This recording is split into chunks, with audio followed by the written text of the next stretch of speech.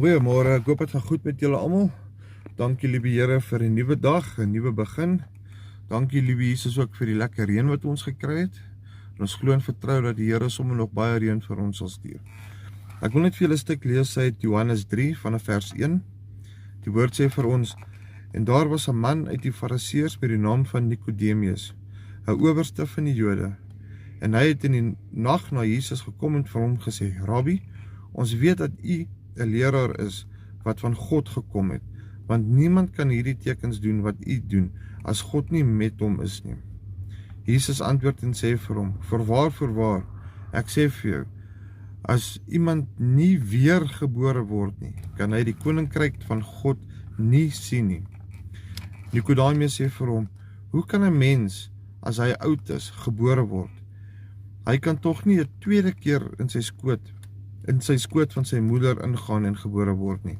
Jesus antwoord: Voorwaar, ek sê vir jou, as iemand nie gebore word uit water en gees nie, kan hy die koninkryk van God nie ingaan nie. Wat uit die vlees gebore is vlees, en wat die gees gebore is gees. Kyk, die dag toe ons almal uit ons moeder se skoot gebore is, toe is ons uit vlees gebore. En dan die dag wanneer jy gebore word deur die doopbad, weergebore word deur die doopbad, dan word jy deur gees gebore. Dan het die ou self het gesterf en 'n nuwe skepsel het dan opgestaan. En dan verder wil ek lees vanaf vers 14. En soos Moses die slang in die woestyn verhoog het, so moet die seun van die mens verhoog word, sodat elkeen wat in hom glo nie verlore mag gaan nie, maar die ewige lewe kan hê. Want so lief het God die wêreld gehad, dat hy sy eniggebore seun gegee het, sodat elkeen wat in hom glo nie verlore mag gaan nie, maar die ewige lewe kan hê.